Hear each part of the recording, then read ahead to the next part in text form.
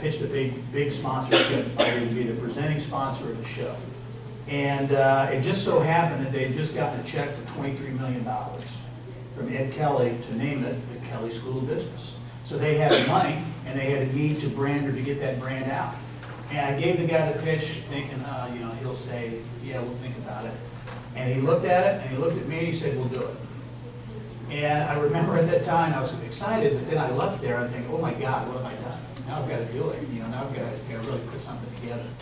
So that was kind of that first aha moment back in 1998 when we got the idea, we got the show on the air, began to get a little traction. As I said, as you are getting out of college and in the business world, it's going to be so important for you to continually be thinking about new ways of doing things. Whether you're an entrepreneur, whether you start your own company or in with a small group, or you're in a corporate setting. We got on the air in 1998, so 14 years ago. The show was doing pretty well.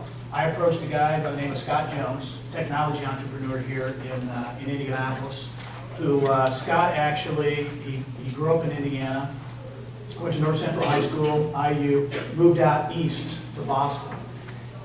Real technology geek, and I think he thinks that's a term of endearment, but he went out there and created technology and got patents on technology that basically allowed voicemail to be erased, to be in all of our homes and those types of things.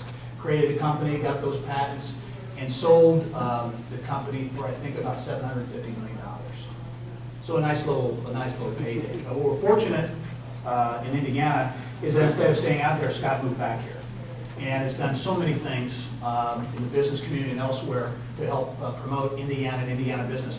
I went to him to simply wonder if he'd sponsor a technology segment. And this Scott is very visionary, very forward-looking. He'd seen the show, and he said, well, you know, have you thought about doing something more with the show than just TV? And this is, like I said, this is 1999, and so the internet, obviously the internet was around, but the ability and the capabilities of technology are, you know, just a fraction of what they are today. And he said, you know, make it a statewide thing, think about using technology to really push the content out. So that's when I went, you know, I came up with the idea of, to create the platform, not only television, but any way we can get content to people, television, internet, e-newsletters, radio, any way we can get content to people. Scott bought the idea and just, you know, agreed to invest in the company. So Scott and I actually formed Growing Indiana Media Ventures in 2000 and launched it at that point.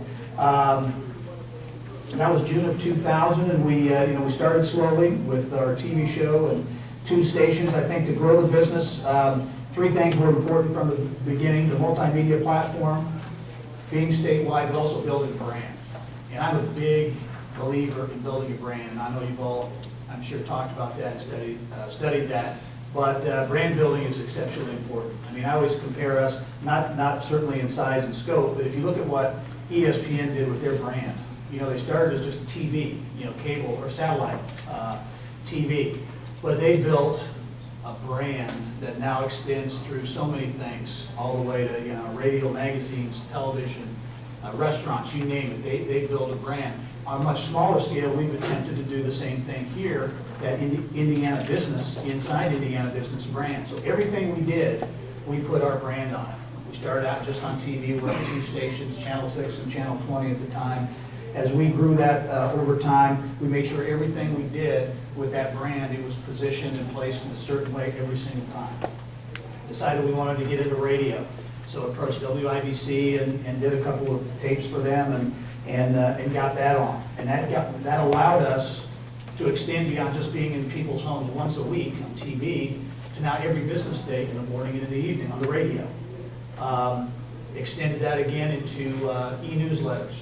Back then, people were still doing faxes, actually, if you can believe that. But they were having fax info going out when we decided we're going to push out an e-newsletter. The power of partnerships.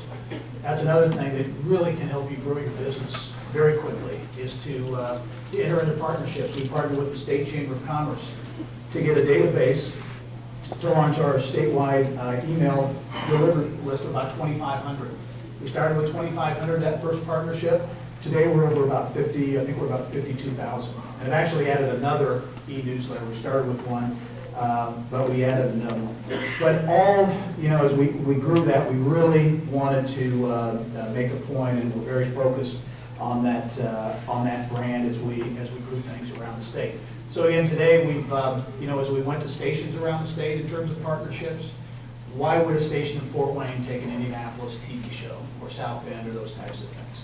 So I had to come up with an idea, partnership, as we approach those stations, to say, look, we'll give you, in this first 30 minutes of the show, there's room for 20 commercials. We'll give you the show. You can have it for free. You can take 10 of those commercials and sell them for yourself so you can make money. And we'll take the other 10 so we can create a statewide network. And people bought into that from a partnership standpoint and allowed us to grow our statewide network. We're unique. We're on both commercial stations. We're on Channel 13 and Channel 20 here, commercial and public. And then we're on network stations and public stations around the state. So we're on 16 stations there. We're on a network on the radio side to 28 stations as well. So, I think as we've grown the business, and I'll open up some questions here, one of the things that has allowed us to be successful is to continue to think about new ways of doing things, continue to innovate, continue to kind of get out of our comfort zone and think of new and different ways to do things. The old saying, if you're not getting better, you're getting worse, I think is very true. Because if you, especially in this age of technology, there's always something changing. We've had some things that didn't succeed. Back in, it was probably 2004, maybe about 8 years ago, we came with this idea for a video magazine.